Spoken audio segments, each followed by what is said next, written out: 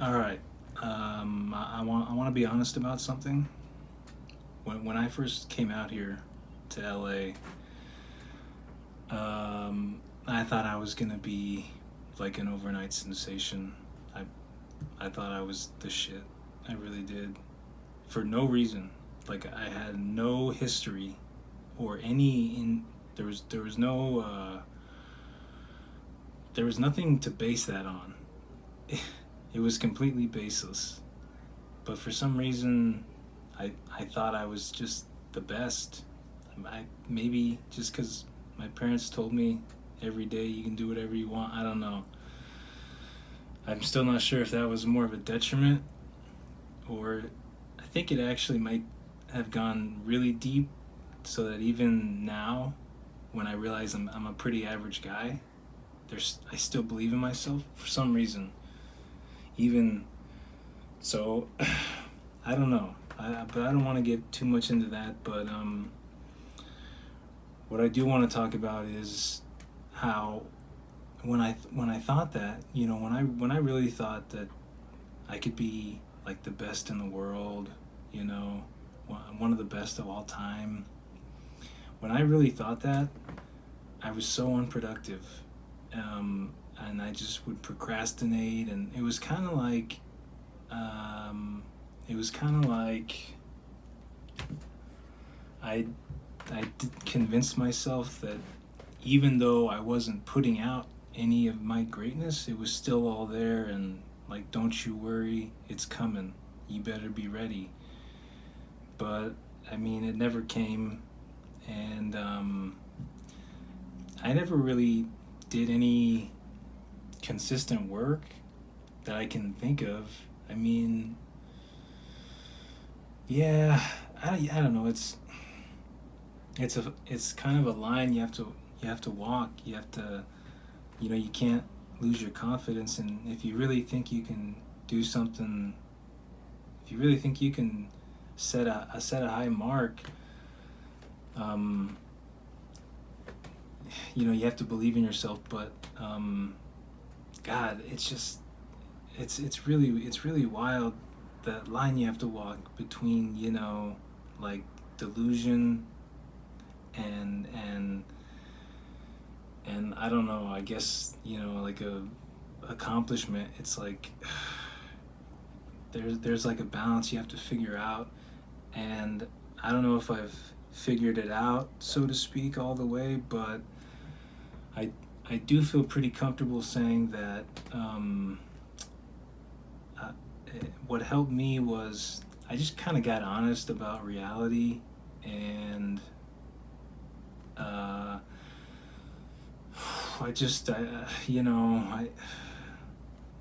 I don't really know how to put it um, as clear as I'd like to, but um, I guess I started making progress when I decided that I didn't care about I, I didn't really care.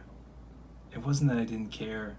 I decided I was gonna take a swing, and then we'll see. I wasn't really. I was gonna work as hard as I could, doing whatever I was doing, but I wasn't gonna delude myself into thinking that for sure, this is a home run for sure.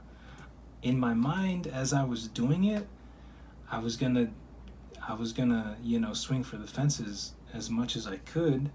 Um, but the reality is, until you put something out there, uh, you can't really claim any status, or notoriety. Um, I mean, plenty of people think that they're the best, and I mean, I was one of them, you know. But it was a really detrimental mindset, and I mean, I didn't know that. I thought that's how you were supposed to think. I mean,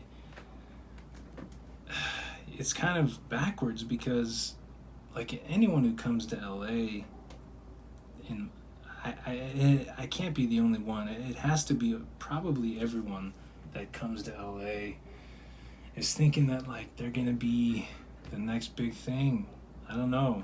Maybe it's that's the only reason anyone comes here. I think there's certainly not a lot of healthy, like balanced, well-minded individuals saying that's just I don't know. It just feels like those are not the people that come here. They're all crazy people. Um, I don't know, but even now, as sanity is starting to come around, I still, I don't know. I guess I still believe in some of the things that I don't know if this place stands for them anymore. But some of the art, I guess we'll call it, I still believe in that, and but my approach now is much more methodical, and it's really not. I'm not dreaming of the stars, every day like I used to, and I know there's motivational videos out there that tell you to do that, and like, I mean, even I get pumped up watching those. I really do, and I think they have their place. I mean, I love some of the ones. I will say that I don't really. There's a bunch of them have these personalities that I don't really. I don't know. Like the people that I like to listen to the most are like Joe Rogan and Gary Vaynerchuk, and not so much. I mean, they're both popular in their own right, but like a lot of times when I hear those guys speak, I can hear experience, and that's really all I listen to now.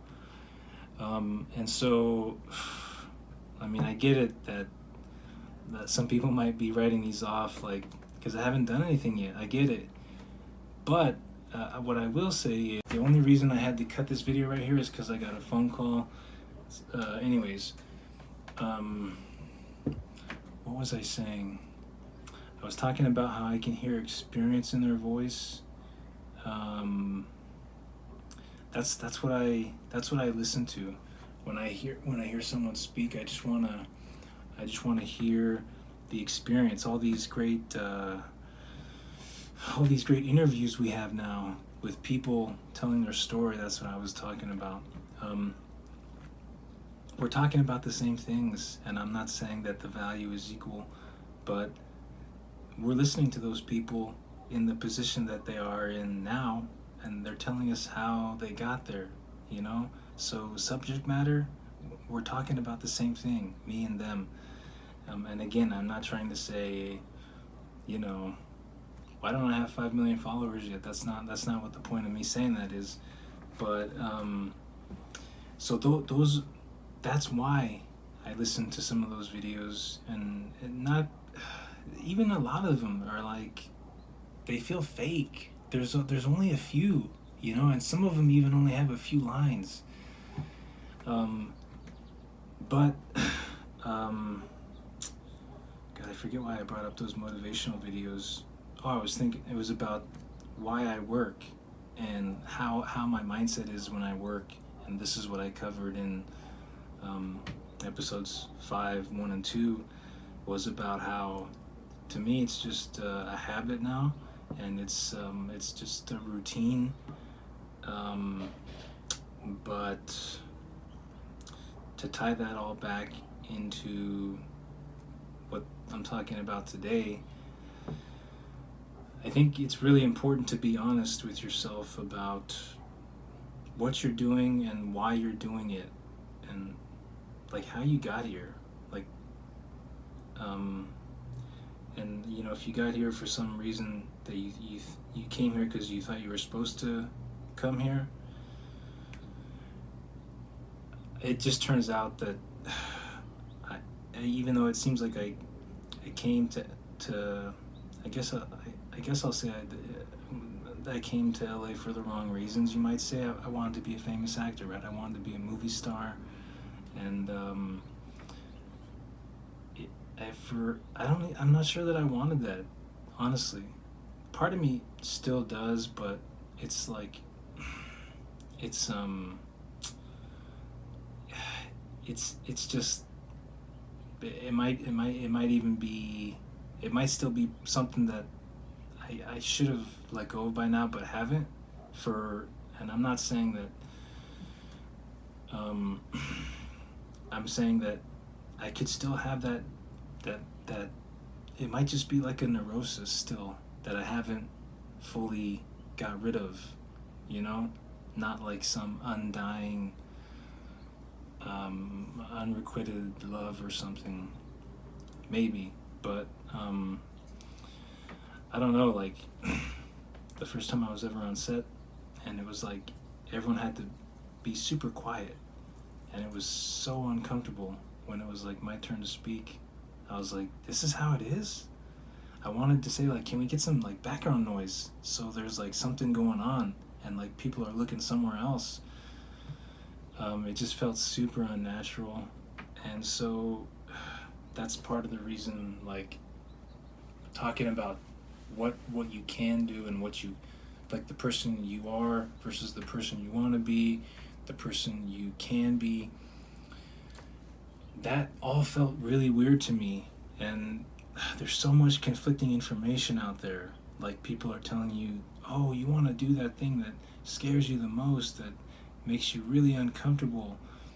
And then there's other people that maybe are a little more pragmatic that are like, I hate to use this example because I want to think of a better one, but it's just right there. Like what Gary Vee talks about is like, what are you good at? And he's like, triple down on that. You know, he's not really a believer in tackling your weaknesses. I think the perfect balance is like some of both. I really think it's not necessarily one or the other, but as it relates to this conversation, I will say that, so for instance, all that stuff felt really out of place to me, and I was like, wait, like, is this really what I want to do? Conversely, I could sit in front of like a computer, or I could sit down at my desk with a piece of paper and a pen for hours on end every day, and it doesn't get old.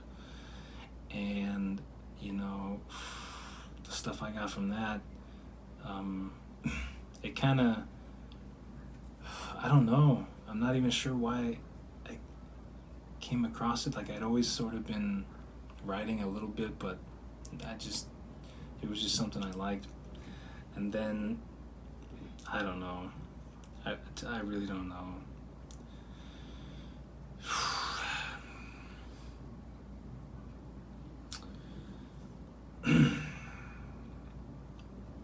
I mean, I think a lot of it, you know, if I'm being completely honest, I think a lot of people go into that when they fail at something else.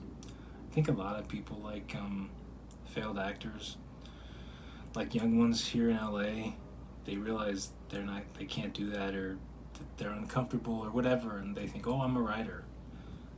That might have been what I did too. I'm not sure. I'm really not sure. Wrote a screenplay. Almost finished it. That was back when, I don't know. Figuring out who you are, God, it's no easy task for me. I mean, I'm still pretty, you know, it's not too clear. But at a certain point, I just decided that, okay, the uncertainty is not going away. All right, fine. The uncertainty is not going away. I need to at least finish something.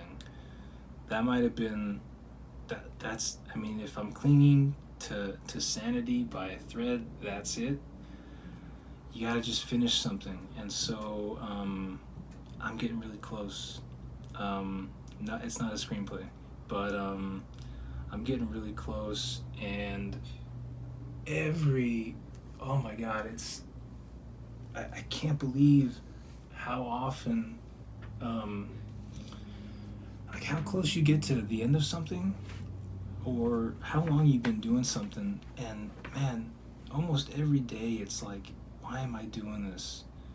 And I think that's a natural, I think that happens to a lot of people. I don't think that's necessarily, I don't think that's like a sign necessarily that like it's time to move on. It's insane. It's insane how much work I put in, and I was still every day or two or three. It was like, this is dumb. I was like, this isn't working. But you don't really know until you finish something and you put it out there, and then you'll get a pretty good idea. That I feel pretty confident saying. But until then, you just gotta finish that thing, whatever it is, and so that's been really big for me, and I don't know. That's just that all sort of came from my decision to kind of face reality, and because otherwise I think I would still just be floating around. People would ask me what I want to do, and I'd sort of tell them very, you know, I I hated being asked because I didn't know how to answer. I still don't like to answer because of the questions, but it's different now. I give a different answer for a different reason. I'm trying to protect what I have, and it's really, I can't afford to be explaining something that's still unfinished, and it's like they're just gonna have to wait. But it's different, I think. I hope I'm not just telling myself that. Um, but yeah, I guess I don't know if that's everything I wanted to cover today, but I did want to talk about how that sort of has occurred in my life, and for the better, for the worse. Um, yeah, I just think it's important to. There's just more. There's more. I'm just not very good at wrapping these things up, but something that's kind of interesting about this whole ordeal, this camera, I think it's kind of a double-edged sword. Like, I like the way this feels, and then it gets to a point where I don't, I don't want to stop doing it. I think that's why I'll stumble and look for something else to keep talking about, which is kind of strange because I'm not a big fan of talking. I'm really not. I don't really like talking about anything. I certainly don't like talking about problems or any concerns. Usually because that's the stuff that at the moment I just really can't do anything about. And so the way I view talking about it is it just kind of gives it like a power that it doesn't really need to have. And if you just when by not talking about it, it's not that I'm ignoring it. I know it's there, but I think some things just resolve themselves better if you forget about them, or just don't let them.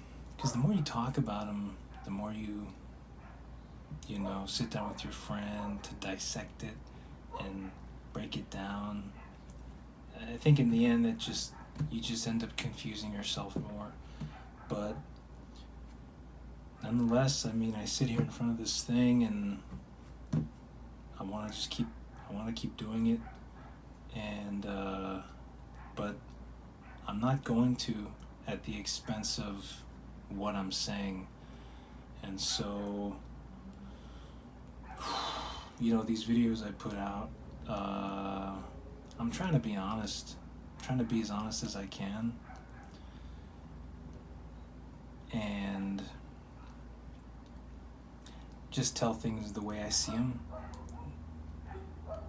And, I don't have a ton of experience, but I think I've learned some things, And I think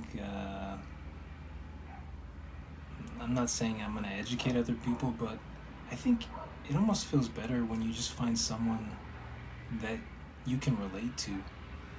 That's why I really love guys like Joe Rogan and even Gary Vee. Although initially I was not a fan, but eventually I came to see that I think we're pretty similar. Um, it's nice to know that we're not the only ones out there. Because for forever, I thought no one has these thoughts that I have. Like, no one thinks about these things the way I do. And there's a few people that do, though. And um, to me, I think that was almost better than like talking about it. Just knowing that there's someone that feels the same things, and whether it's in a video or a book, when I don't know, when you find someone whose mind is like yours, and I think that's just I don't know. At that point, that was almost all I needed. That was almost all I needed to keep going. I mean, it was like it restored so many things and gave me like fuel, or man, I just felt renewed. It was like the best thing, because it's I mean, walking around in everyday life, you don't find it that often. um, Anyway, so that's what I want to do with these videos. If you're like me, let me know, or if you're the complete opposite, let me know. Because that's really all I'm doing, I think, is just trying to find, people like me. I found a few, but and just to give my honest account of how things have gone for me. That's it. So I'll end this one right here.